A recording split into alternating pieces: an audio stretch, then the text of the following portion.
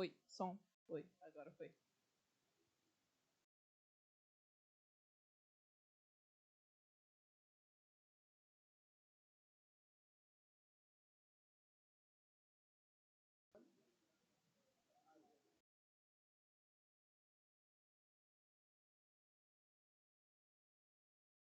Boa tarde, pessoal. Vamos nos acomodar para dar seguimento à nossa conferência.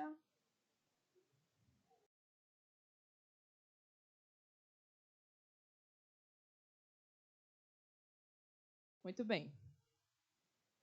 Dando então prosseguimento aos encontros integrados em Física e seu ensino 2022, convidamos o professor Marcelo Ferreira para mediar a segunda conferência do nosso evento.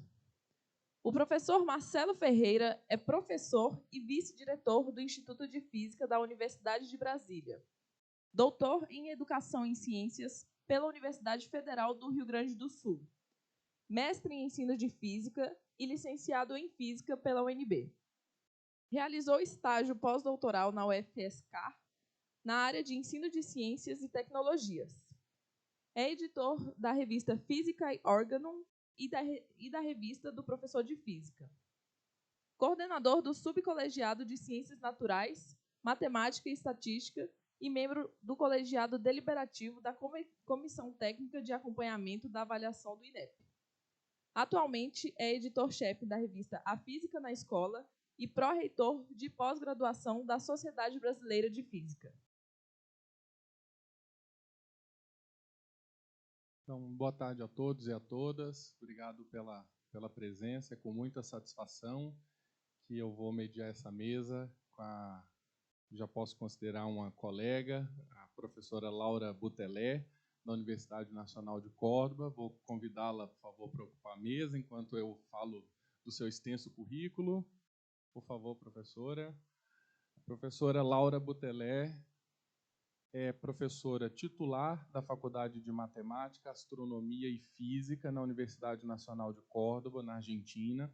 Além disso, é professora de Matemática, Física e Cosmografia na Escola de Professores Alejandro Carbó. É isso? Graduada e doutora em Física pela Universidade Nacional de Córdoba.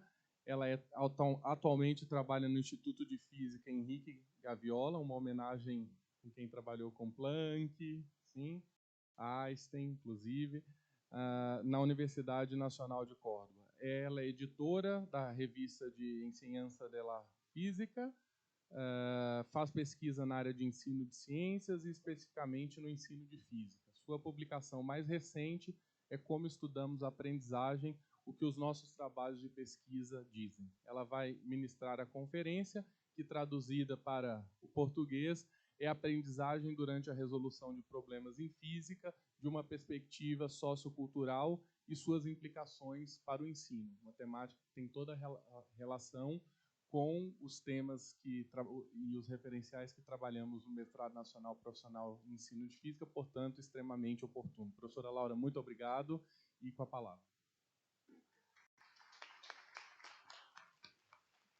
Bueno, muchas gracias, Marcelo. Antes que nada, quiero agradecer la invitación a Marcelo, que muy amablemente me escribió un mail un día. Y bueno, la verdad es que es muy, muy amable y muy confortable mi estadía acá. Muchísimas gracias. En segundo lugar, nada, agradecer también.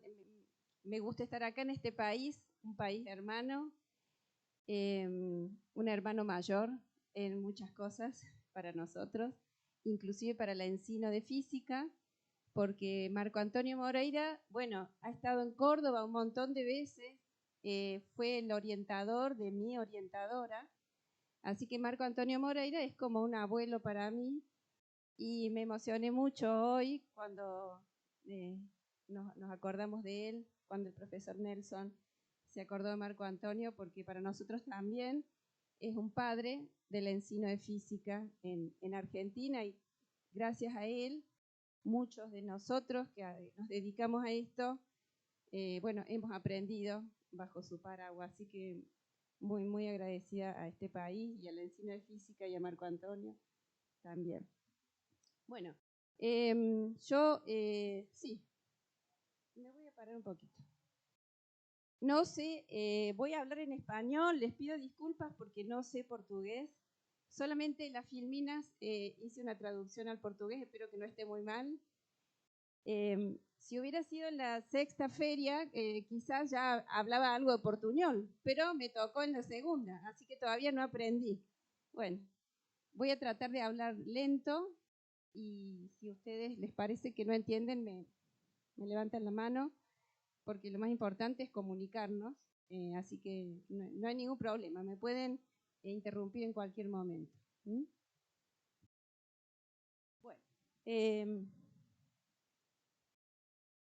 Bueno, un pequeño resumen de la palestra que está acá.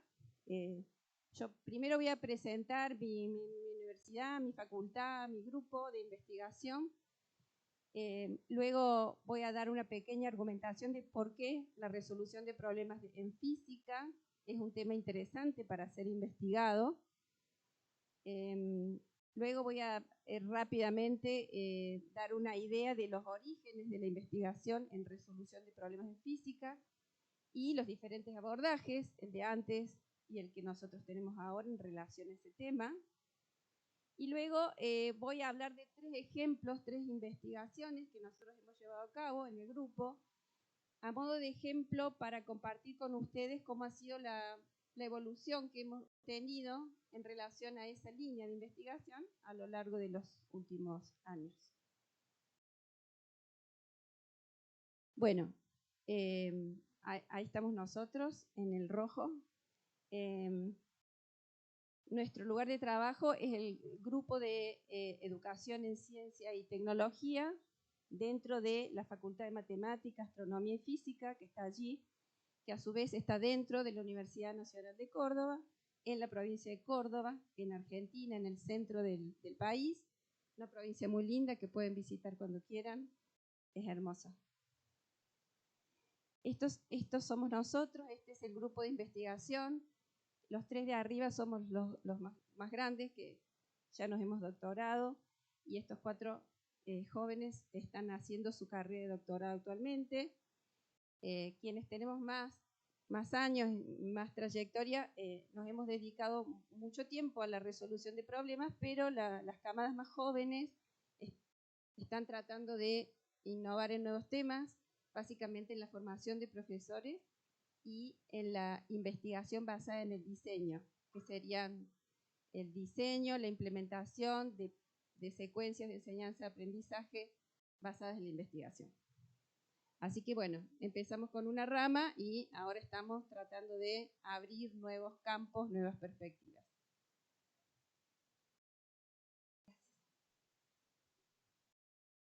Bueno, también tenemos 2 tesis de doctorados concluidas. Estas tesis sí fueron en resolución de problemas en física, pero bueno, estas personas ya no están más en nuestro grupo, se han ido a otros lugares del mundo, afortunadamente. Y bueno, y acá llegamos al tema de por qué la resolución de problemas en física, por qué sería un tema interesante para investigar. Bueno, en primer lugar, todos acá somos profesores de física y sabemos que si hay alguna actividad que nos falta en nuestras clases, sea de la educación básica o superior, universitaria, son los problemas. Siempre estamos resolviendo muchos problemas de física, pero hay algo interesante todavía a ser entendido allí, porque si bien la gente experta en física ha resuelto muchos problemas a lo largo de su vida, también sabemos que hay muchos estudiantes que resuelven muchos problemas y no logran aprender la física. Entonces, hay un nudo raro ahí que no por mucho resolver uno termina aprendiendo. Por eso es interesante entender cómo y cuándo las personas aprendemos física durante la resolución de problemas. O al menos pretendemos aportar un granito de arena en esa dirección. Bueno, esta línea de investigación comenzó, como seguramente ustedes ya saben, en los años 80 con los estudios de expertos y novatos. Y básicamente la investigación arrojó que las estrategias de solución de expertos y principiantes. Me dijeron que acá novatos no tiene mucho, parecen monjes o qué sé yo, pero me refiero a gente principiante.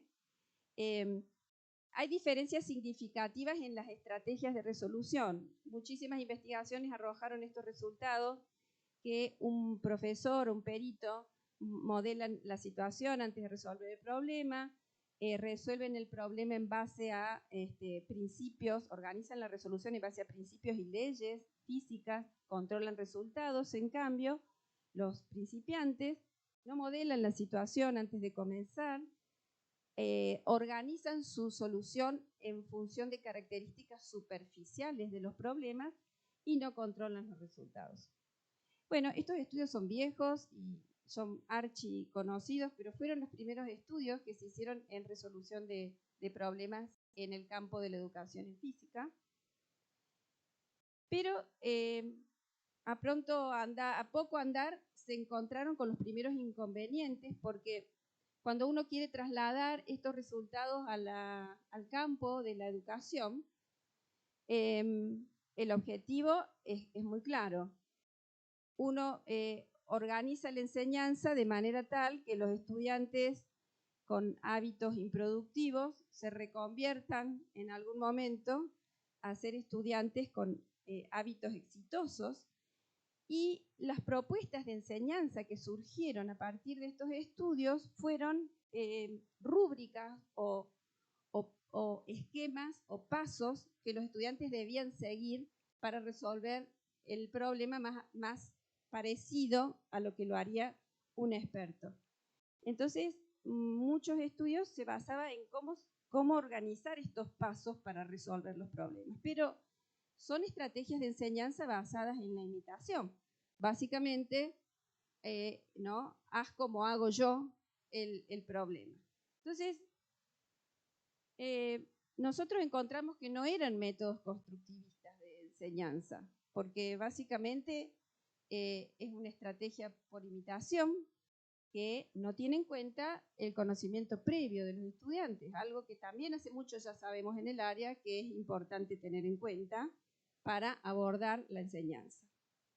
Y esto genera varias preguntas. Por ejemplo, entonces, ¿cómo es el conocimiento previo útil para resolver un problema? ¿Qué conocimiento los estudiantes ponen en juego para resolver los problemas? Y, por otra parte, otra pregunta que surge es cómo se aprende durante esta actividad, que es básicamente lo que nos hemos abocado en los últimos años. Por lo tanto, lo que nosotros hicimos o creímos conveniente hacer es un cambio de abordaje en términos de la enseñanza o del aprendizaje para resolver problemas, desde un enfoque de expertos y novatos, ¿no? Enfocado en las estrategias de solución de peritos y principiantes, a un abordaje en donde creemos importante tener en cuenta cuáles son los recursos que los estudiantes sí tienen para resolver problemas y para aprender.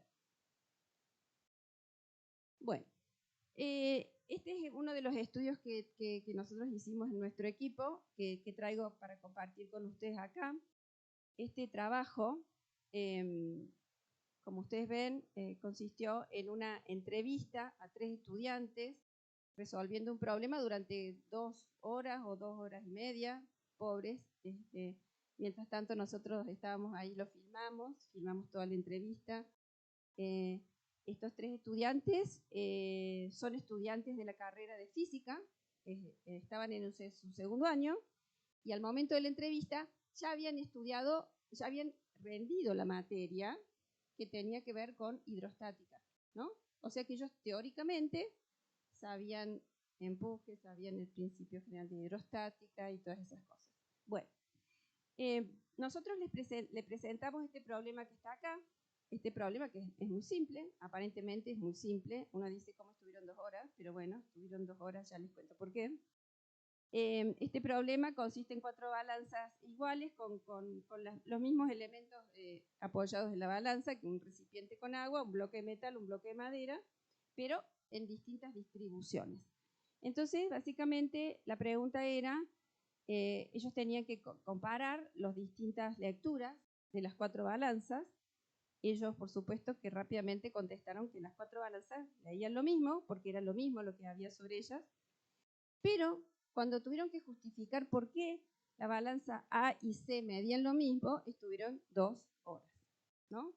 Y ese fue el proceso que nosotros, de alguna manera, relevamos como un proceso de aprendizaje y muy importante en relación al concepto de empuje. Ellos tenían una idea inicial.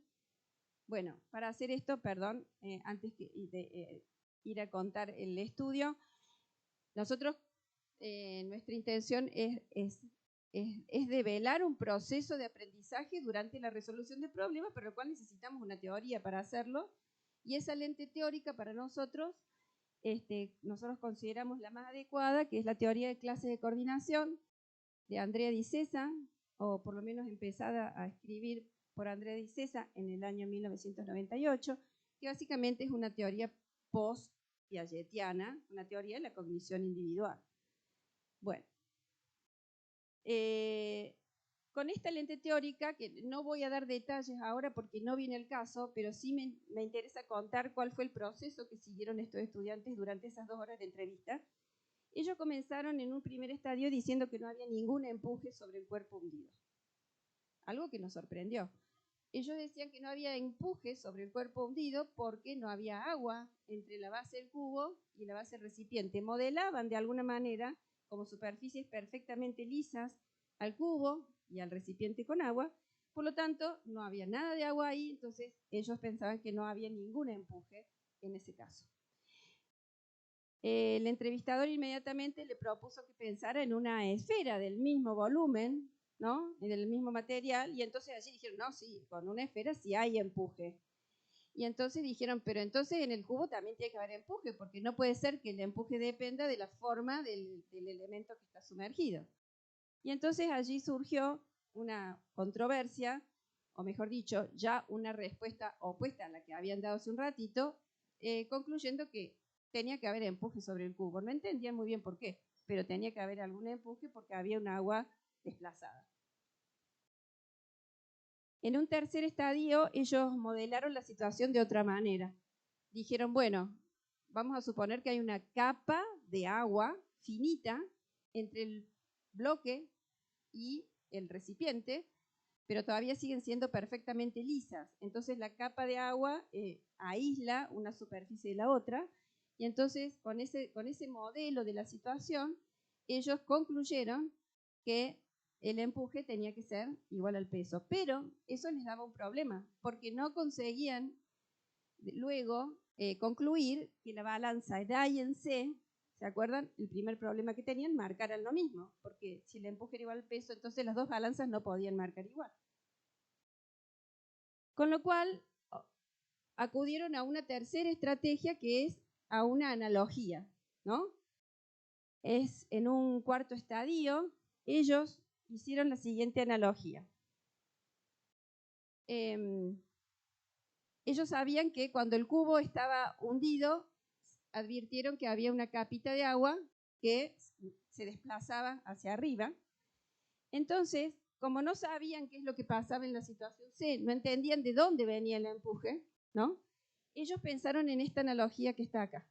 En un cubo, un recipiente con agua, pero con una capita más de agua, que era lo que desplazaba el cubito sumergido, y otro cubito al lado sobre la balanza. Entonces dijeron, bueno, la normal que hace la balanza sobre este recipiente con esta agua, con esta capita más, tiene que ser mayor, por lo tanto el pesito del cubo tiene que ser menor, y entonces ahí entendieron que la normal del cubo, de la balanza que le hace al cubo hundido, tiene que ser menor. Con lo cual llegaron a la conclusión de que el empuje tenía que ser menor al peso, en el caso del cubo hundido en el agua. Y por último, bueno, lograron entonces, para calcular cuánto valía ese empuje, entonces modelaron la situación como una superficie rugosa del cubo que tenía contactos por unos momentos y no contactos por otros, pero había agua allí, y eso les permitió encontrar el valor del empuje para ese caso, y pudieron cerrar el problema y explicar por qué la balanza A y la balanza C medían lo mismo. Bueno, ¿qué es lo que aprendimos nosotros con este estudio? En primer lugar, ocurrió un proceso de aprendizaje sumamente interesante. Los estudiantes empezaron creyendo que el empuje sobre ese cubo era cero y terminaron dándose cuenta por qué no era cero y cuánto tenía que valer para que las balanzas A y C midieran lo mismo. Y hicieron básicamente ellos pudieron conectar el principio de Arquímedes con el principio de Pascal, entendiéndolo de las dos maneras juntas. Algo que aparentemente ellos no habían hecho durante su proceso del cursado de la materia. Entonces, ahí hubo, según nuestra idea, un interesante proceso de aprendizaje en relación al concepto de empuje. O sea que, de alguna manera, constatamos que la resolución de problemas es una muy buena actividad para aprender conceptos de física. Siempre que los problemas planteen un desafío, por supuesto, a los estudiantes, como es este caso. Por otro lado, pudimos constatar que los estudiantes usan lo que ya saben para aprender más sobre empuje. Ellos conocían el principio de Pascal, conocían el principio de Arquímedes, pero de alguna manera estaban desconectados. Pero ellos usaron lo que ya sabían para tener una visión más acabada y más profunda del concepto de empuje. Y en tercer lugar, pudimos constatar que la teoría de clases de coordinación es una buena teoría para entender el aprendizaje en estas situaciones, al menos en estas situaciones de pocos estudiantes resolviendo un problema en profundidad durante bastante tiempo. Entonces entendimos que era una lente útil y pudimos ver cómo son necesarias fases incorrectas durante la resolución para aprender, ¿no? A veces nosotros, muy orientados por la física normativa y por el resultado correcto, perdemos de vista que en el medio tiene que haber muchos errores para aprender y muchos resultados incorrectos. Esta teoría nos permite ver cómo esos resultados incorrectos, por ejemplo, respuestas contradictorias, son tremendamente útiles para el progreso conceptual de los estudiantes. Bueno, la segunda cuestión que surgió a partir de este estudio fue esta, ¿no? ¿Cómo se aprende durante la resolución de problemas con el otro, con los otros, ¿no? Porque nosotros veíamos, de alguna manera intuitivamente, nunca tomamos un estudiante resolviendo el problema, siempre fue de a grupos, porque entendíamos que la dinámica del grupo era muy buena y mucho más productiva para nosotros para poder entender ese proceso, pero lo hacíamos de manera intuitiva, no teníamos una fundamentación más allá del sentido común, ¿no? En relación a eso, o de una manera superficial. Entonces nos preguntamos cómo es que se aprende con el otro. Esa fue una pregunta que nos hicimos en algún momento. Y uno se puede preguntar, bueno, pero si ya sabemos, tenemos años de peer instruction, tenemos montones de estudios que nos dicen que los resultados de los estudiantes son mejores cuando trabajan de a pares. Eso ya lo sabemos hace mucho. Lo que quizás no sabemos todavía, o no lo sabemos en detalle, es cómo esto acontece, cómo pasa, por qué, cómo son las interacciones entre los estudiantes que hacen que se produzca este efecto global de que finalmente es mejor resolver con otros que resolver solo. Entonces ese fue nuestro segundo, digamos, otro objetivo que nos planteamos para entender, para lo cual tuvimos que ampliar nuestros referenciales teóricos porque la cognición individual no nos alcanzaba más, ¿no? Para entender esto, y acudimos a los abordajes socioculturales. De alguna manera, como ustedes seguramente ya saben, el abordaje de cognitivo individual, de alguna manera representado por Piaget, es un abordaje según el cual nosotros no percibimos la realidad de manera directa, sino que construimos representaciones de la realidad, y aprender es cambiar esas representaciones. De alguna manera, la metáfora de Piaget es la metáfora de la adquisición, el aprendizaje como adquisición. Por otro lado, Vygotsky, que también podríamos llamarlo como la persona, el investigador más representativo del abordaje sociocultural, tiene otra concepción de lo que es aprender. Para Vygotsky, el aprendizaje ocurre primero en el plano social y luego en el plano individual. Para Vygotsky, aprender es participar, es apropiarse del lenguaje, apropiarse de las prácticas de una comunidad. Y para Vygotsky, la metáfora del aprendizaje es la metáfora de la participación. Entonces, en primer lugar, uno cree que estas dos cosas son incompatibles, pero nosotros consideramos que teníamos que amigar estas dos visiones y efectivamente tratamos de conciliar estas dos maneras de ver el aprendizaje en un mismo fenómeno, que es el fenómeno de aprender durante la resolución de problemas de física. Y bueno, no estábamos solos en esta empresa, había mucha gente que ya lo había pensado, por suerte. Acá pongo dos ejemplos nada más. Acá no se ve bien, pero esta es la introducción de todo un número de la Educational Psychology. Es Lucía Mazón la que escribe esta introducción, que no se ve bien, pero dice armando puentes entre la cognición individual y el abordaje sociocultural para el cambio conceptual. De alguna manera, si uno entiende el aprendizaje como un cambio conceptual, es justamente lo que nosotros estamos también planteando. Y hay una apuesta fuerte allí a la necesidad de crear puentes entre estos dos abordajes para entender el aprendizaje de una manera más global y más completa. Y acá también puse la tapa de un libro que también trata sobre lo mismo, se llama Knowledge and Interaction, que es un libro dictado por Andrea Di Cesa, pero que tiene muchísimos capítulos adentro con muchos resultados de investigación que también tratan de hacer lo mismo, generar puentes entre estos dos abordajes del aprendizaje y los dos, digamos, este número, esta revista y este libro hablan de la necesidad de construir esos puentes y de la potencialidad que eso tendría para la investigación. Bueno, entonces, tranquilos de que no estábamos tan mal orientados, ya seguimos por este camino y hicimos este otro trabajo que está acá, en donde juntamos los dos lentes teóricos, de alguna manera, la teoría de clase de coordinación, que ya veníamos usando muy bien, muy contentos, muy satisfechos con ella para dar cuenta del aprendizaje, y le sumamos el concepto de participación periférica y participación central, proveniente del concepto de comunidades de práctica, ¿no? De Lieb y de Wegner de los años 90. Entonces, básicamente, hicimos lo mismo, o sea, entrevistamos a un grupo de alumnas en este caso, mientras resolvían un problema sobre entropía en este caso, y tratamos de interpretar los resultados mediante estas dos lentes teóricas que están acá. Entonces, estas eran las estudiantes. El problema que les presentamos fue un problema, diría, bastante clásico del libro de texto.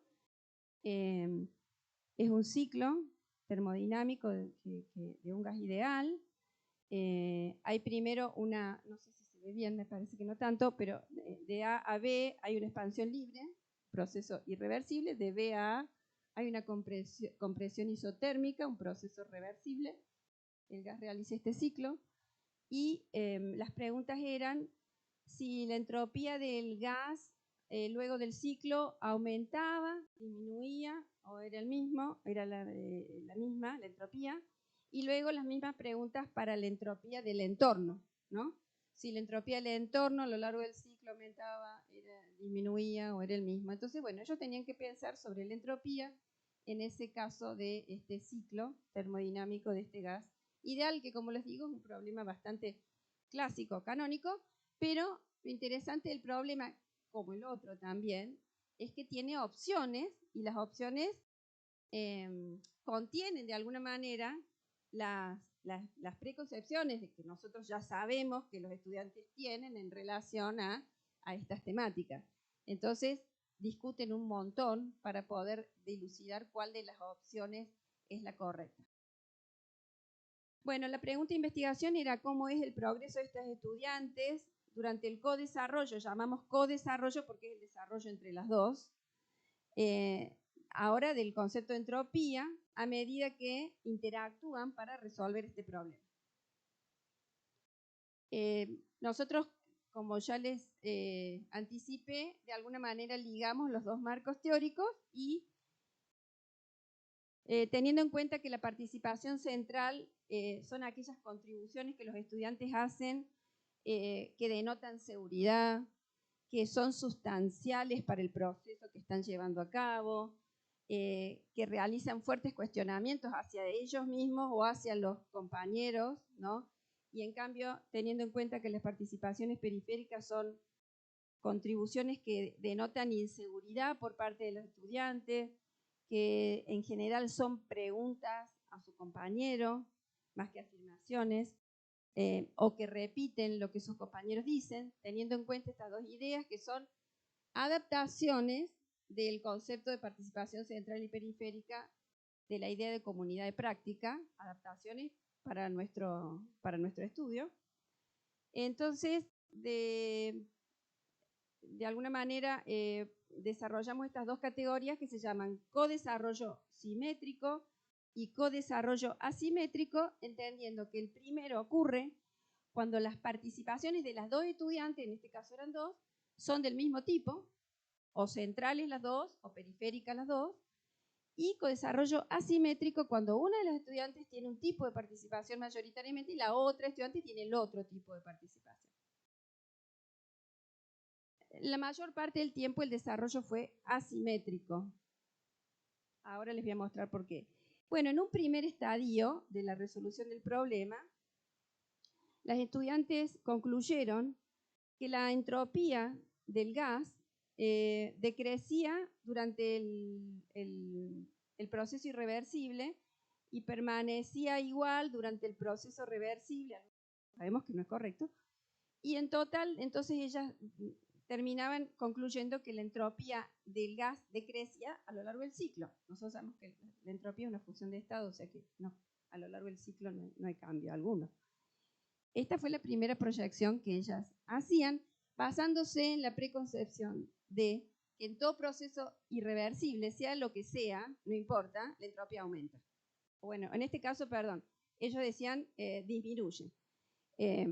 Pero igual, es una preconcepción de que la entropía cambia en los procesos irreversibles, pero en los procesos reversibles no. No importa qué, no importa si es el gas, si es el entorno, es como que tienen generalizado esa idea.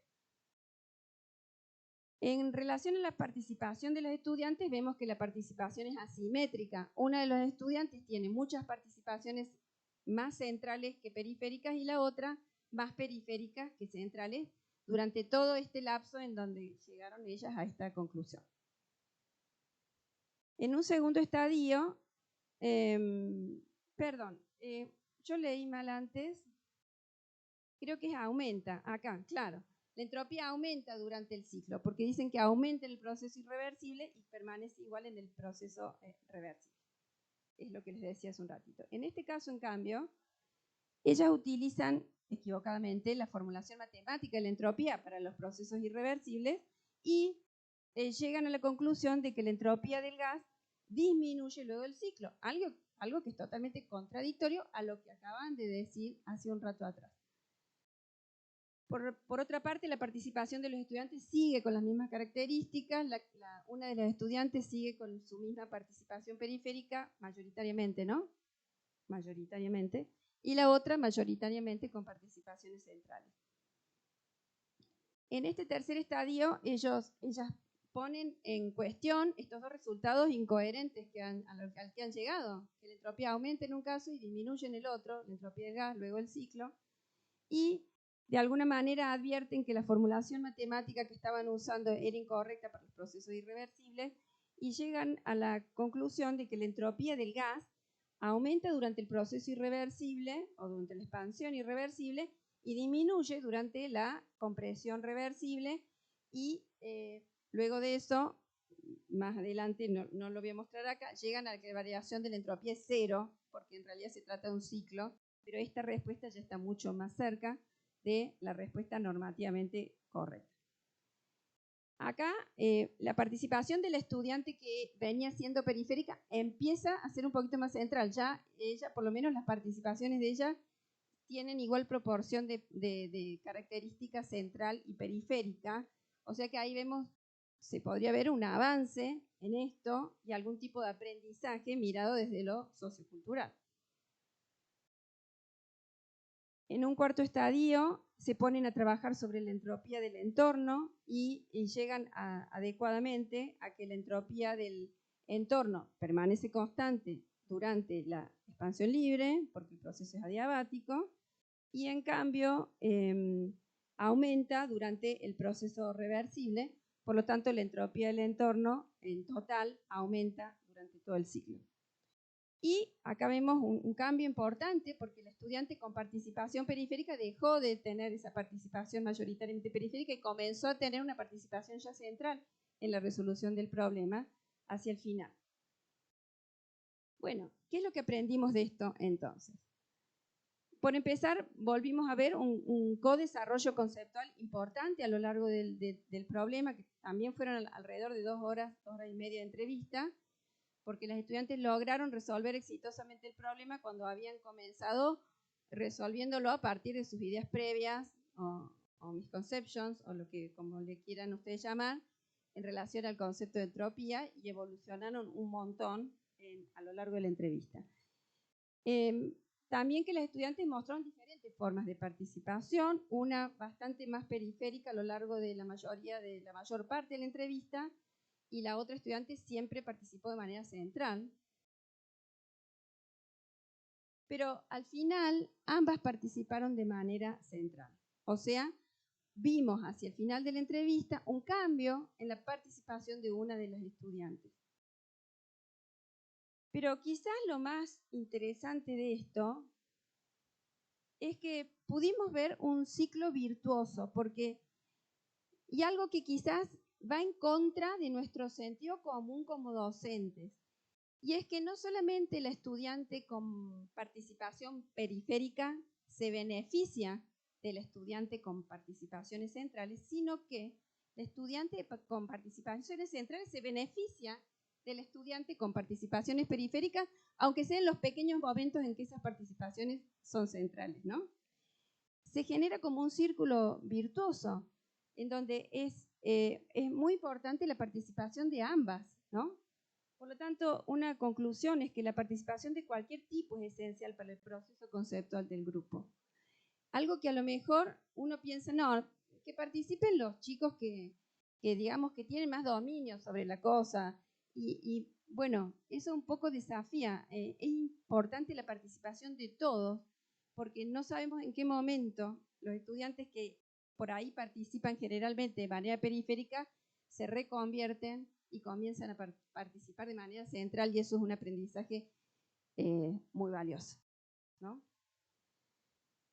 Bueno, y ahora viene lo difícil, ¿no? ¿Qué pasa en el aula? ¿Qué pasa en el aula, ¿no? ¿Cómo estos resultados nos orientaron para llevar a cabo una investigación en el aula, donde ya hay muchos chicos, donde no es tan fácil hacer esos cuadritos que hicimos ahí, ¿no? Para ver la clase de coordinación, cómo cambia, cómo evoluciona a lo largo del tiempo. Entonces, pero nos parece que era un desafío que teníamos que hacer. Cómo los estudiantes aprenden con los otros durante una discusión colectiva dentro de una clase, ¿no? Una clase que por supuesto la diseñamos en base a resultados de investigación. Entonces, bueno, realizamos eso, una implementación didáctica en un curso de secundaria de 15 años de edad en una ciudad de Córdoba, en una ciudad satélite, Villa Carlos Paz. Entonces, la pregunta de investigación fue, en este caso, cómo el aprendizaje de los circuitos eléctricos en una clase introductoria de circuitos eléctricos y concebida en base a resultados de investigación, cómo es el aprendizaje en ese caso, ¿no? Entonces, ¿qué quiere decir que es una clase concebida en base a resultados de investigación? Bueno, básicamente tener en cuenta las ideas previas de los estudiantes, problematizar el contenido, mantener los estudiantes atentos unos a los otros, respetando las normas de la clase y las normas de la física y proveyendo de recursos relevantes, ¿no? Esas son las pautas en general para tener en cuenta para planificar. Bueno, y en relación al lente teórico, utilizamos un lente teórico más adecuado para este caso, que es el involucramiento disciplinar productivo, que es una idea proveniente de Engle y Conan de los años 2000. Es una concepción de aprendizaje, una concepción sociocultural de aprendizaje, ¿no? Que básicamente dice lo siguiente. Los estudiantes están involucrados cuando hacen contribuciones sustanciales, coordinadas, cuando están interesados y están apasionados en el tema. Los estudiantes están disciplinariamente involucrados cuando además sus contribuciones son consistentes con el discurso disciplinar. Y los estudiantes están involucrados disciplinarmente y de forma productiva cuando además hacen progresos intelectuales. Entonces, con esta idea, nosotros preparamos esta problematización inicial, que es un juego, que es el pulsómetro. Y los chicos lo primero que hicieron fue jugar con esto. El juego consistía en pasar la argolla por el cable de cobre sin tocarla. Si tocaban, se prendía la lamparita, no sé si se ve. Acá hay una lamparita, ¿no? Si tocaban la argolla con el cable, se prendía la lamparita y entonces el desafío era entender cómo es que esto acontecía, ¿no? ¿Por qué se prendía la lamparita? ¿Cuál era el circuito eléctrico que había ahí? Después de jugar un rato largo, entonces, los estudiantes tenían que resolver esta actividad primero individualmente, ¿no? Individualmente, primero tenían que responder por qué se enciende la lámpara cuando se toca la argolla con el cable, si existe una fuente de energía, y que diseñen el diagrama del circuito que está dentro de la caja. Al final, cuando la clase terminó, ellos abrieron la caja, obviamente, ¿no? Para ver cómo era, pero hasta ahora nada, no podían abrir la caja, nada, solamente contestar esas preguntas, que primero lo hicieron de manera individual, y obtuvimos estos resultados. El pedacito rojo que está acá representa el modelo bipolar correcto del circuito. Muy poquitos resolvieron, digamos, contestaron o diseñaron o dibujaron el circuito correcto. El resto todos fueron modelos incorrectos, unipolares de dos tipos, un modelo que llamamos placa Arduino, porque ellos decían que había una placa Arduino que se daba cuenta cuando tocaba el alambre y entonces eso hacía prender la lamparita. Pero digamos, las respuestas correctas fueron muy poquitas. 6,7% de todas las respuestas eran correctas, lo cual es esperable, ¿no? Y después se organizó un debate colectivo, ¿no? Después que los estudiantes dieron sus respuestas individuales, el profesor organiza un debate colectivo en donde los estudiantes empiezan a participar aportando sus ideas, ¿no? Teniendo en cuenta también que es importante estos debates dialógicos son sumamente importantes en el proceso de aprendizaje. Bueno, lo que vemos allí es la participación de los estudiantes durante el debate. Las participaciones azules son las que son originadas por el docente. O sea, el docente hace una pregunta y los estudiantes responden a esa pregunta. Y las rojas son las participaciones espontáneas de los estudiantes. O sea, los estudiantes no esperaban que el docente hiciera ninguna pregunta para participar. Podemos ver que hay muchas más participaciones espontáneas que inducidas por el docente, o sea que es una idea que nos da ya que a lo largo de esta media hora casi de debate, los estudiantes estaban involucrados en el problema. Este otro grafiquito nos muestra que además todos o casi todos estaban involucrados en el problema. Los colores son los estudiantes. Eran 15 en total en el grupo. Estábamos en época de pandemia y dividíamos los cursos en dos. Este era un curso de 15. Y los colores representan a 11. 11 de los estudiantes participaron sin cesar durante los 30 minutos de la clase. Solamente 4 se mantuvieron al margen. Teniendo en cuenta esto del resultado anterior, ¿no? Que lo importante es la participación de la mayoría de los estudiantes en las discusiones, no importa si son participaciones centrales o periféricas.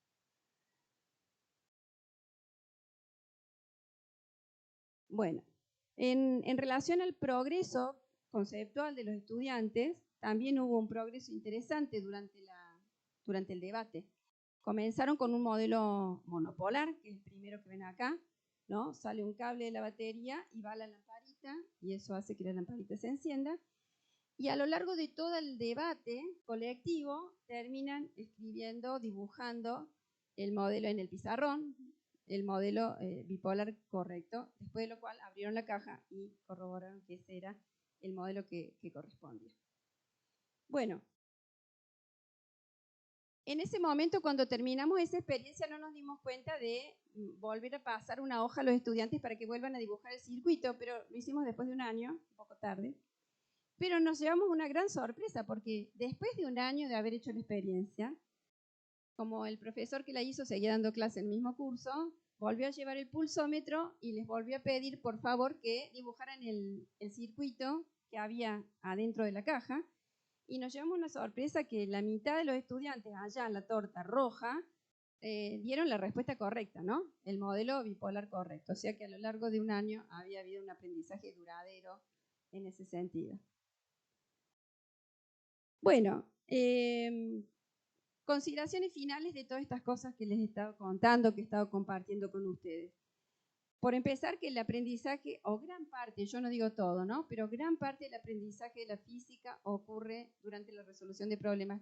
Y esto lo puse porque me hizo acordar hace algunos años que yo envié a una revista un artículo sobre la resolución de problemas y me contestaron que ese tema ya estaba acabado, que no había nada más que investigar ahí, ni siquiera me dieron mucha explicación, como diciendo, busque otro tema de investigación porque esto ya no da para más.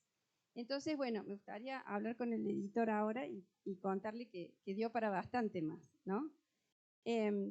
Porque es la actividad alrededor de la cual se construye el conocimiento conceptual de la física. En segundo lugar, también valorizar los resultados de los dos primeros estudios que uno puede en primera instancia pensar que no son importantes. ¿A quién le puede importar 2 estudiantes resolviendo un problema?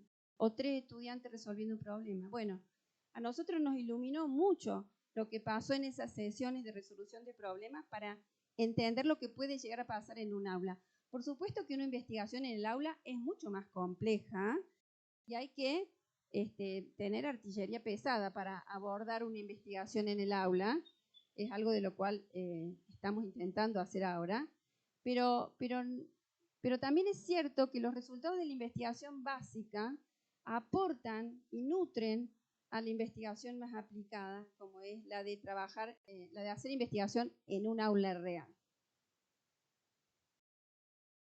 Por último, que los abordajes de la cognición individual y los abordajes socioculturales son complementarios y además son ambos necesarios de traer a la mesa cuando queremos entender mejor, sobre todo, las implicaciones educativas del fenómeno de aprender durante la resolución de problemas.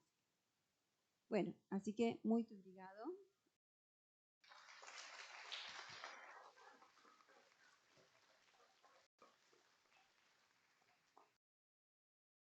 Y ahora si tienen alguna pregunta.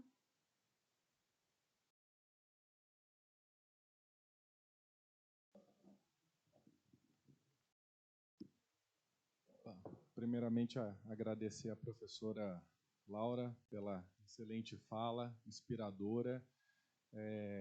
Uma fala que demonstra, já temos o Anthony inscrito ali, já passa uma fala que demonstra a ligação dessa pesquisa com as discussões, as abordagens que temos feito no Mestrado Nacional Profissional em Ensino de Física, em relação à importância e à validade desses referenciais. A professora Laura nos trouxe uma fala que mostrou as origens e o histórico do seu grupo de pesquisa e a relevância que a resolução de problemas teve nesse contexto particular, né?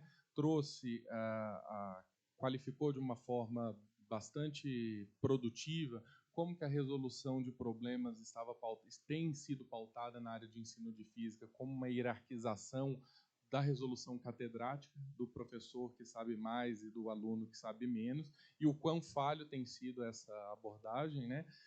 demonstrou alguns exemplos de abordagem construtivista, baseada em recursos e conhecimentos prévios, que ainda assim, em alguma medida, estavam focadas nos especialistas, apresentou uma situação de resolução de problema, no caso, a resolução de problema do empuxo, com 5 estágios. Esses estágios destacaram e favoreceram aspectos tão fundantes para quem discute resolução de problemas no ensino de física, que é a ideia do erro, a ideia do processo, a ideia do desafio, da importância da mediação, da importância dos conhecimentos prévios, né?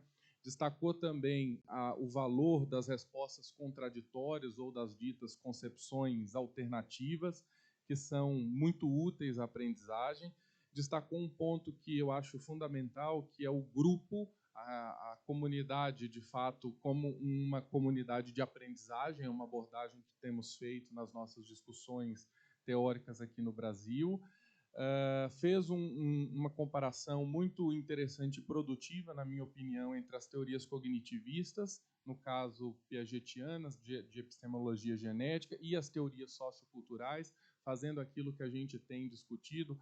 O Antony vai poder falar certamente disso, entre uma abordagem muito mais descritiva, explicativa do processo de aprendizagem, e uma abordagem muito mais normativa, aquela que diz como que um processo educacional pode ocorrer para que determinada aprendizagem ocorra daquela maneira, né? Fez uma distinção muito clara daquilo que seriam as teorias cognitivas como um modelo descritivo, na perspectiva da epistemologia genética do Piaget, pensado no estágio individual primário, para depois uma aprendizagem social. Então, todos os conceitos associados de assimilação, equilibração, acomodação, portanto, se dão nesse sentido.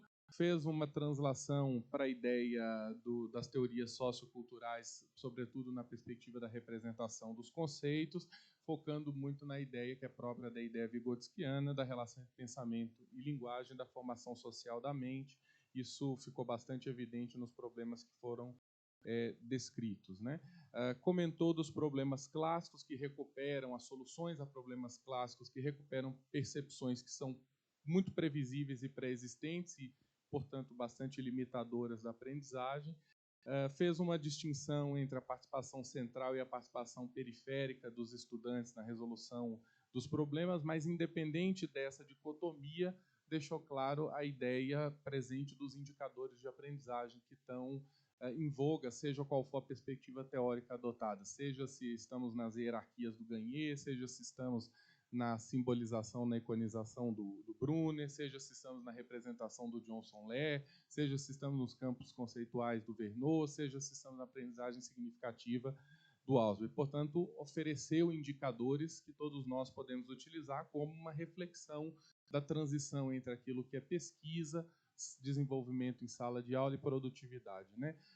Demonstrou um exemplo, a meu ver, muito claro entre a transição da pesquisa acadêmica e a sala de aula, portanto, de caráter amplamente translacional, que é aquele que nós adotamos no MNPF, e, por fim, demonstrou aqui nos seus resultados de pesquisa que evidenciam, né, que a forma de resolução de problema, tal qual ela foi pensada, elaborada e desenvolvida, evidencia um desenvolvimento cognitivo de natureza social. Esse, portanto, que é baseado na relação entre pensamento e linguagem e na construção social da aprendizagem. Portanto, uma fala riquíssima e absolutamente linkada com os nossos referenciais, com a produção científica da área de ensino de física do Brasil, pela qual cumprimento a professora Laura e passo a palavra imediatamente para o Antony, que se inscreveu primeiro, e depois para a Iramai. Teve mais alguém que se inscreveu? Eu não vi realmente. Então, Antony, Iramai e o professor respondendo em bloco.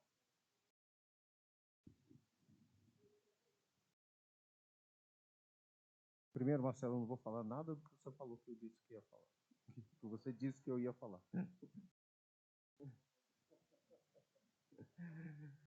Professora Buteler, muchas gracias por su conferencia. Le pregunto si usted entendería la pregunta en portugués. O si prefiere, yo la puedo formular en español. Yo estaba reflexionando sobre la idea central que sería cómo hacer una puente entre un abordaje cognitivista que es centrada en el individuo, y la perspectiva sociocultural. Y me ocurrió una idea que yo le preguntaría si le suena absurda. La idea sería la siguiente: si no valería no sería una forma de desarrollar hacia una teoría de una estructura cognitiva colectiva. Es decir, mientras los estudiantes estén interaccionando para, por ejemplo, solucionar un problema, resolver un problema, ellos de alguna forma no estarían construyendo también una estructura cognitiva externa a ellos, a cada uno de ellos individualmente. Y que esta estructura, aunque sencilla, aunque un poco primitiva, pero si ella no sería de verdad la verdadera estructura que está funcionando para solucionar el problema o estar en actuación en cualquier otra situación que involucre a los individuos colectivamente. Entonces, esa es la pregunta. Es de verdad que le pregunto si eso le suena absurdo, y por ignorancia le pregunto también si eso no es una idea que ya se haya planteado en alguna otra, en algún otro contexto. Y segundo, una broma solamente. Si esos alumnos, si las alumnas fuesen lógicas, ellas ciertamente iban a concluir por contradicción la correcta respuesta. Porque si han partido de premisas y han llegado a una contradicción, es porque la premisa está equivocada. Es una broma. Gracias.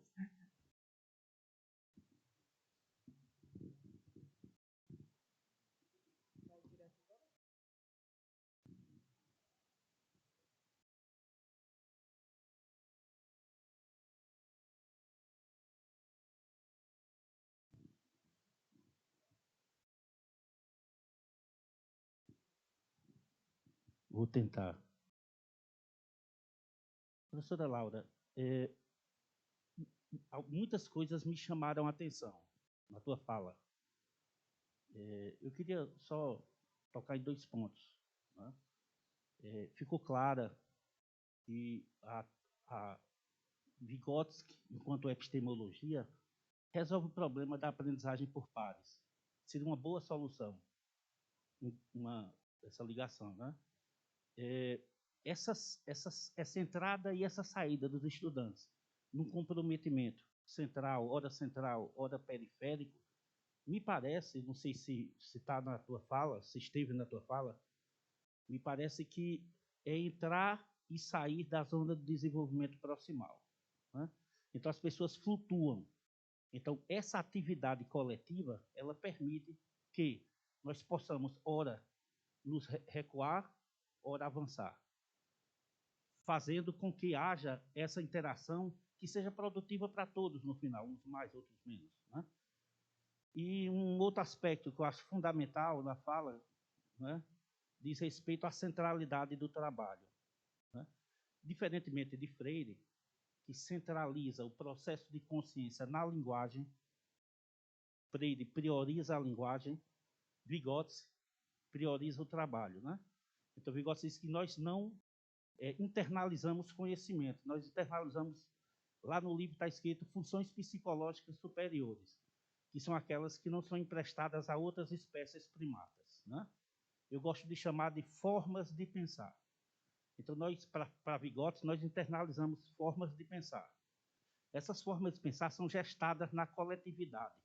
E essa coletividade, antropologicamente, é o trabalho. É por isso que Vygotsky é marxista.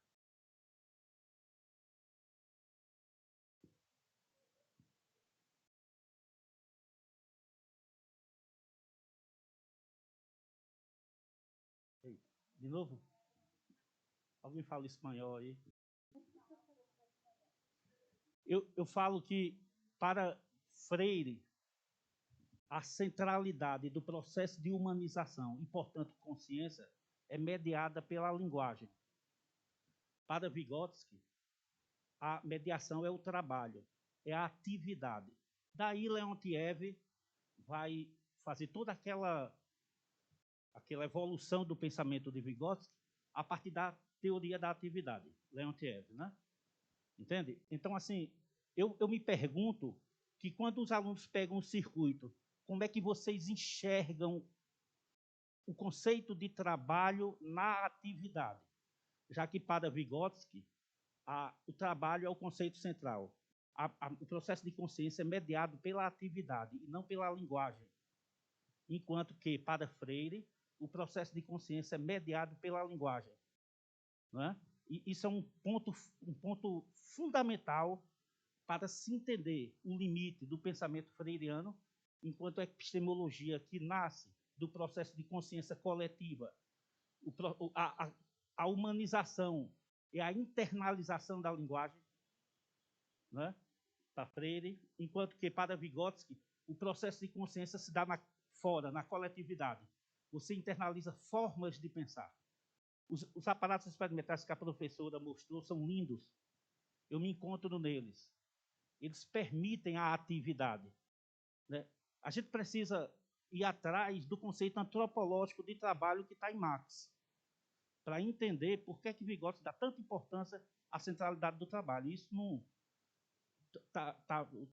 a tua pesquisa está recheada dessa possibilidade emancipatória.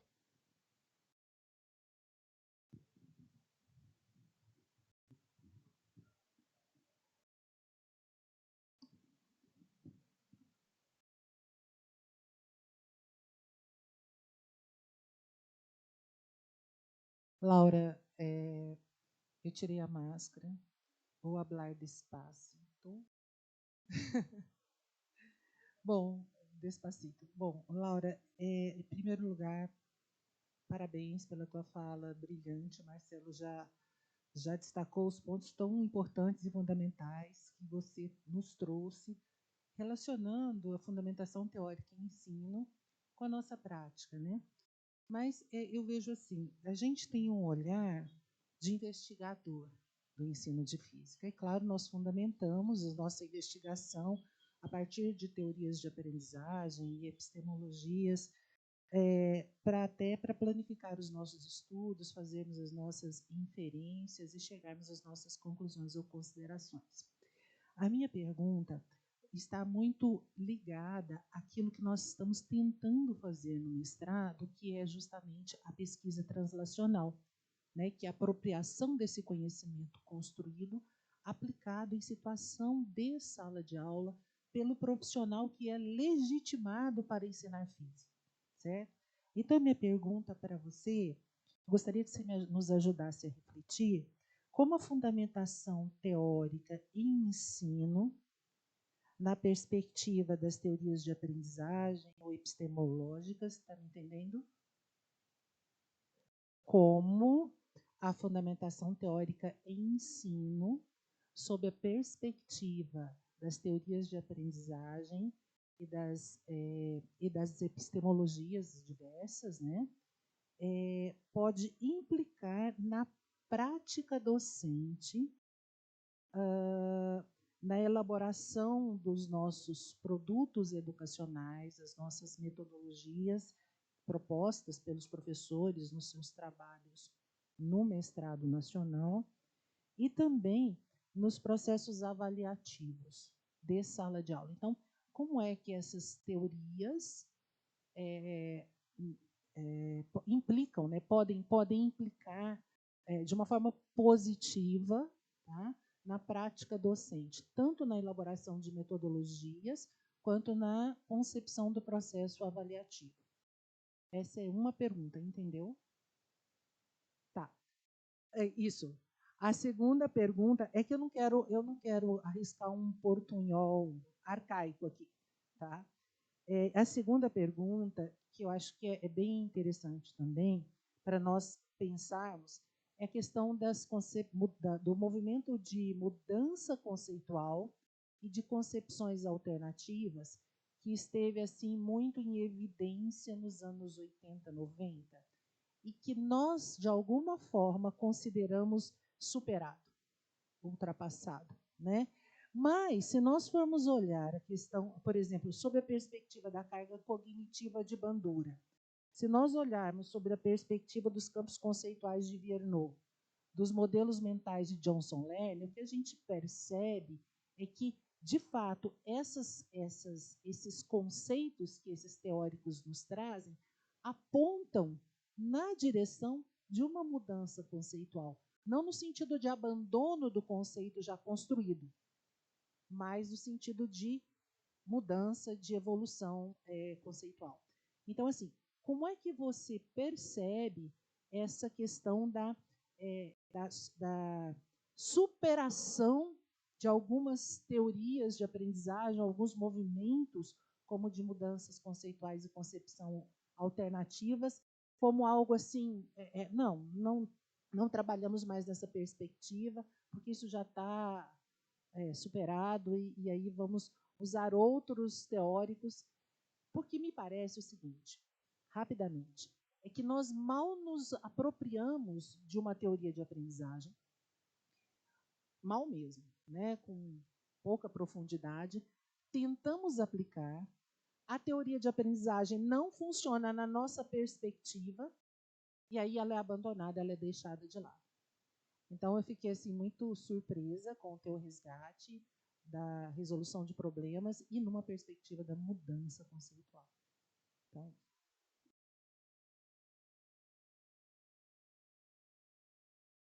vou passar para a professora Laura responder, só antes de dizer que não saiam, tem duas surpresas aí para vocês daqui a pouco, então ninguém deixa o auditório, viu?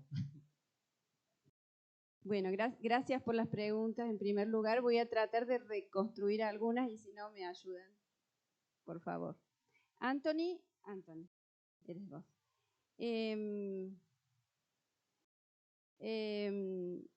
Sí existe la cognición situacional, digamos, está entendida dentro de lo que es un abordaje sociocultural. Hay mucha discusión acá, o sea, no es tan blanco y negro, ¿no? Yo pasé rápidamente estos abordajes socioculturales, hay mucho adentro de ese paraguas y cosas que difieren entre sí, ¿no?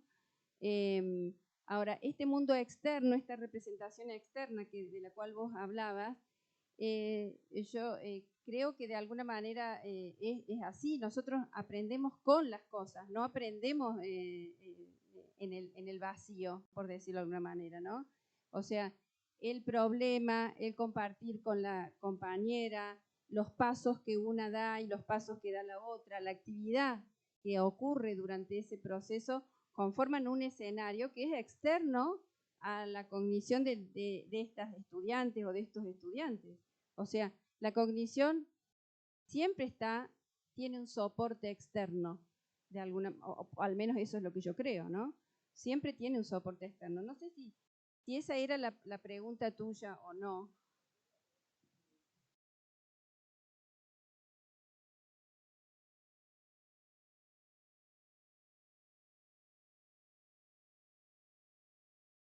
Sí.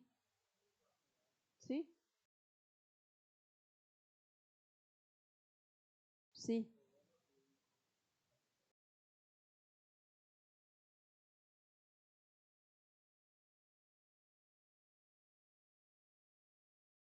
Uh-huh.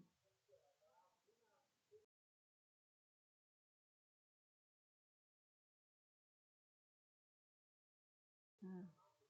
Mm.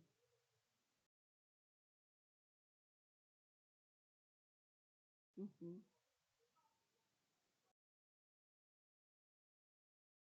No sé, eso no tengo no tengo ni idea. No lo he leído nunca, pero puede ser una posibilidad, claro.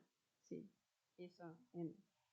Bueno, en relación a la pregunta del otro profesor allá, yo no entendí mucho, pero yo conozco bastante poco de Freire y de su obra, y entiendo que estabas haciendo un paralelismo de Freire con Vygotsky, si no entendí mal o algo parecido.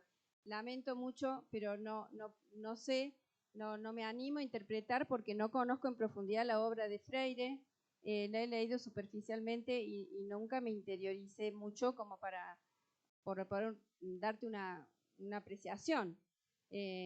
Después, si querés, en el café charlamos y quizás pueda entender mejor tu pregunta, pero en principio no conozco en profundidad la obra de Freire, lo lamento.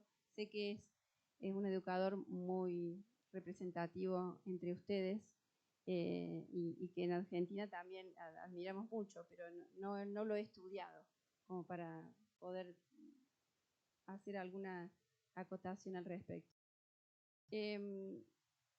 Bueno, y en cuanto a tu pregunta, creo que eran dos. Hay una que me la acuerdo y la otra no. Una en relación a si ya está superado el tema de las concepciones alternativas y del cambio conceptual. Yo creo que no está absolutamente nada superado. Creo que no lo entendimos en su momento y que creo que con suerte lo estamos entendiendo un poco ahora.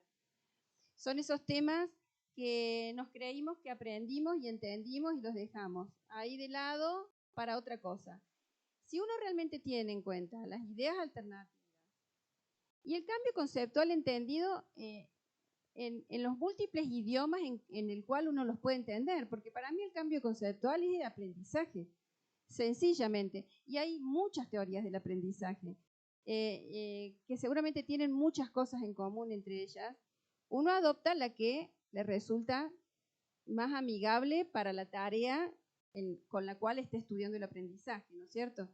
En el caso nuestro, la teoría de las clases de coordinación. Pero nosotros nos dimos cuenta, estando en el profesorado de física, que los estudiantes del profesorado, cuando iban a hacer las prácticas a la escuela, lo primero que hacían era relevar las concepciones alternativas. Para nada. Las relevaban y las dejaban ahí y empezaban con la clase de física como si un libro. Y nos dimos cuenta, pobres estudiantes de física, ellos no tienen por qué saber eso, pero nos dimos cuenta que eso hacían también profesores formados en didáctica, en educación. O sea, no había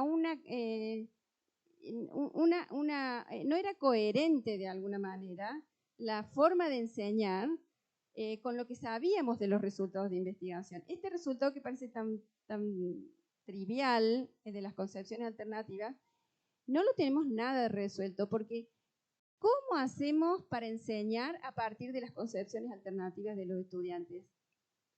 Si las concepciones alternativas nosotros las consideramos equivocadas, no hay nada que hacer, hay que tirarlas a la basura y empezar desde lo que dice el libro.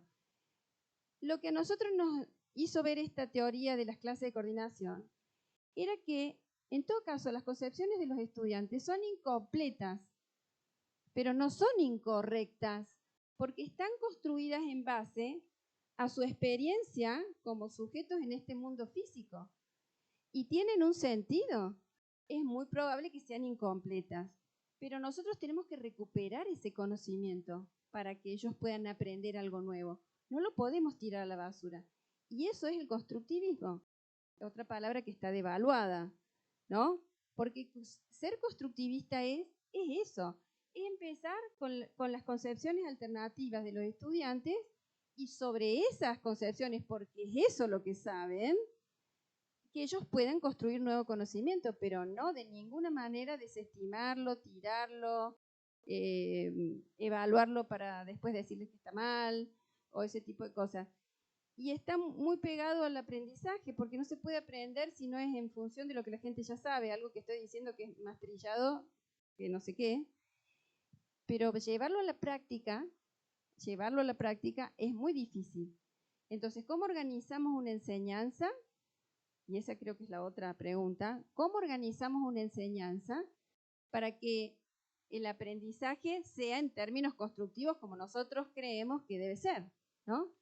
Y ahí la idea del debate colectivo es muy fuerte y es muy potente. Alguien dijo hoy, yo estuve en una sesión, que dijo que si uno deja discutir a los estudiantes terminan obteniendo el resultado o terminan con la respuesta correcta. Yo creo que somos muy autoritarios, en el buen sentido, no sé si tiene algún buen sentido esa palabra, muy autoritarios a la hora de enseñar. Queremos inmediatamente bajar la posición. bajar nuestra normativa porque somos nosotros los que conocemos en la física y no les damos espacio a los estudiantes a hablar. Escuchamos poco a los estudiantes. Hablamos mucho nosotros y escuchamos poco a los estudiantes. Creo que el debate colectivo, a partir de las ideas previas que los estudiantes tienen, las tenemos que poner en un lugar importante.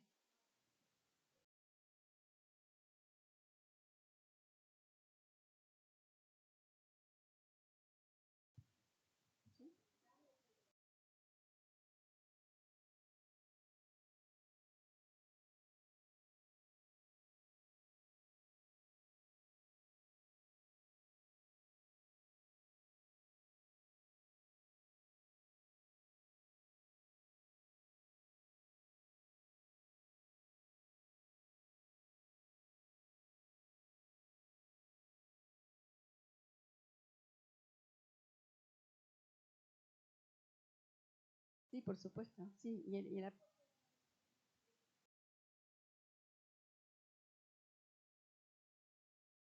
sobre el aprendizaje idiosincrático, absolutamente. Vos y yo no entendemos lo mismo de muchos temas de física. Y todos acá creo, ¿eh? Y somos todos físicos.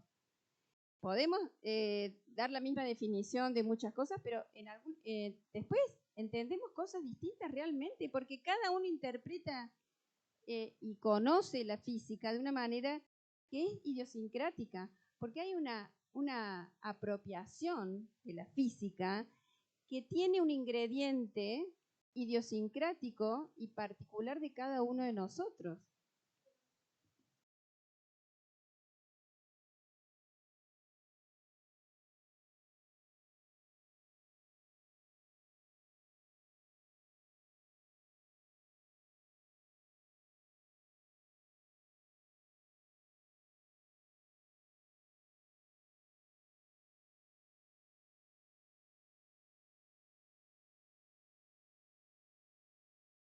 Bueno, ese es el desafío de quienes estamos formando docentes, ¿no?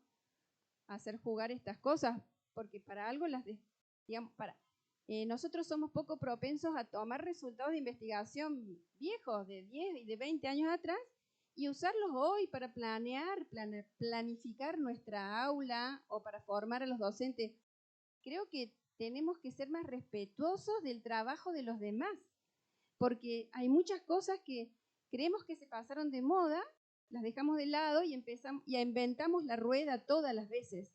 No tenemos que inventar más la rueda. Hay mucho hecho, hay muchos resultados de investigación muy útiles y creo que el trabajo más difícil es recolectarlos a esos resultados y traerlos al aula, ¿no? Pero es un desafío, sí, coincido. Perdón.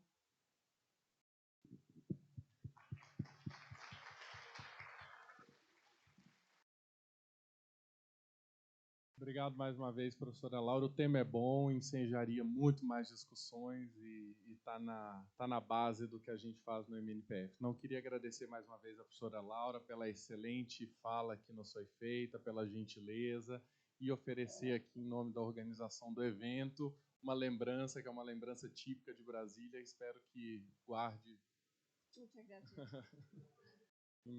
lá na Argentina.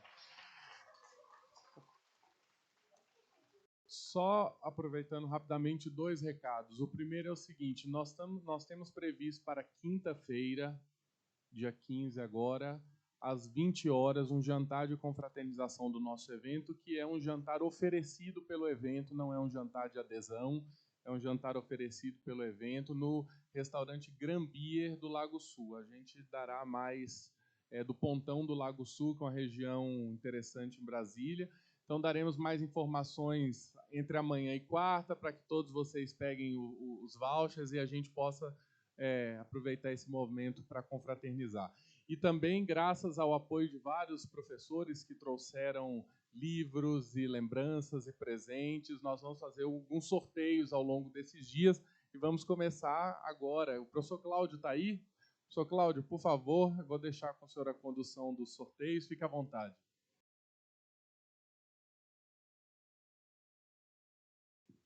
Perfeito.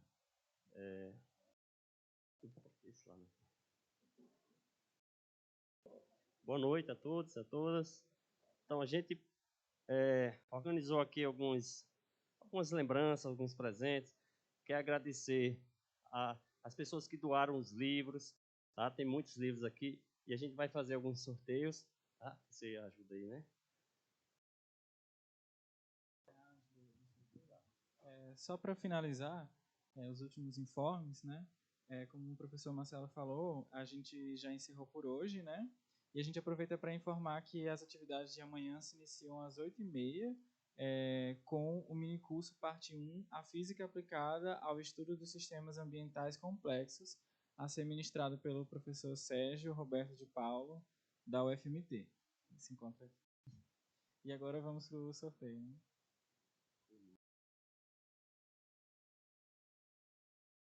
Perfeito. Então, já tem um número de inscrição, né? E a gente vai...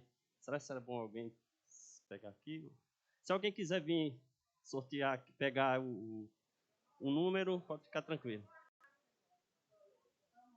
A Iramaia. São 9 presentes, não é isso? Isso. Tem um nome? Tem um nome completo. Você quer anunciar? Deixa eu ver aqui. Ixi, tá pequenininho, né?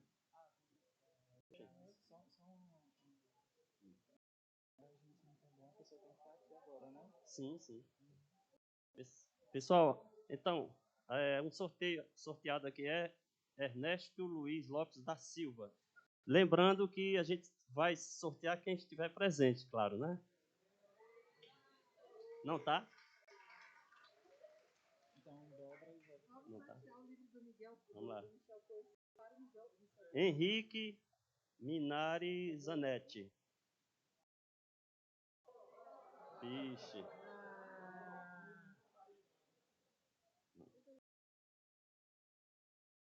Tiago Rodrigues Salles. Tiago Rodrigues Salles. Joaquim Joaquim Lopes Neto. Nossa. Só chega quarta-feira. Vai perder. A Iramaia pegou um outro. Adriana Rigon, acho que é o Wesker, né? Wesker, não. Hernani Vassolé Rodrigues. Nossa, não vai ter ninguém. Stephanie Caroline de Souza Assunção. É ela? Não. Próximo. Esse aqui. Jonas Diniz Furtado. Nossa Senhora. João Pereira.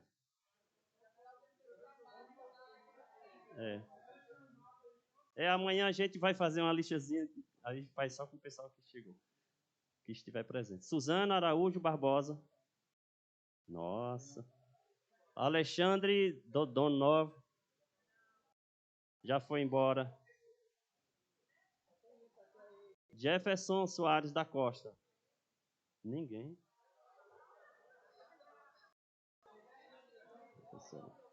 Rogério Souza de Souza.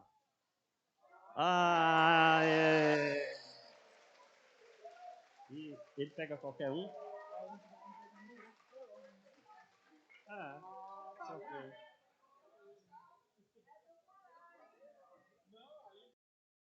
Não, eu sei, eu quero ver qual que é mais bonito. Laura Maria Butelé.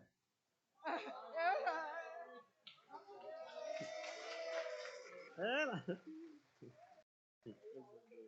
A obra de Darcy Ribeiro. Fui eu que tirei, tá? Não é combinado, viu, gente? Foi sim. Mentira. Foi não. Alan Kardec de Paiva. Não? Tatiane da Silva Evangelista. Não. Maria Beatriz dos Santos.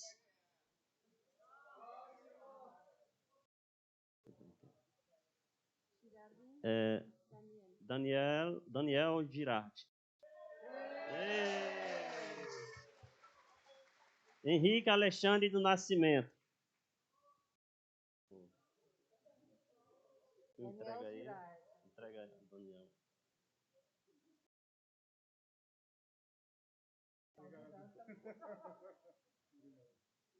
Perfeito. Anderson Araújo Meireles. Antônio Marques dos Santos. Nossa, vamos passar a noite aqui, vai. Chegar a madrugada aqui, a gente... Adalberto Fázio. Vou falar para ele. Hileno Isídio da Costa. Nossa. Calil Oliveira, Portugal. Paulo Afonso Brandão Ferreira. Aleph Renan Pinheiro Braga. É verdade. Ó. Verdade, cadê as meninas daqui? Só a Laura. Milena Pinheiro Barbosa. Sérgio Scarano Júnior.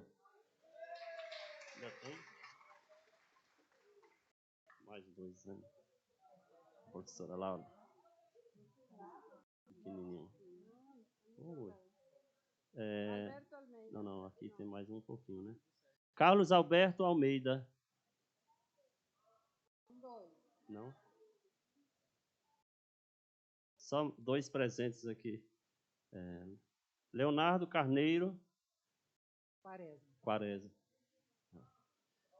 Silvio Luiz Rutz da Silva.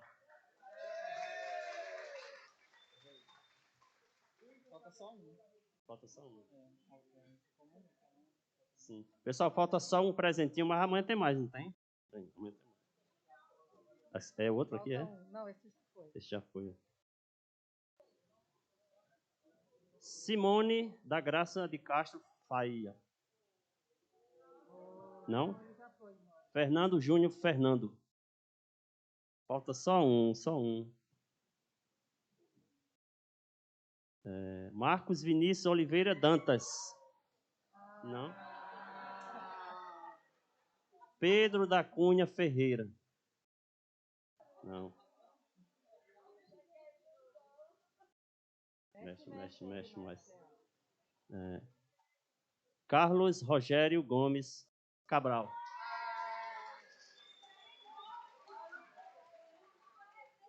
Perfeito. Boa noite, pessoal, e até amanhã.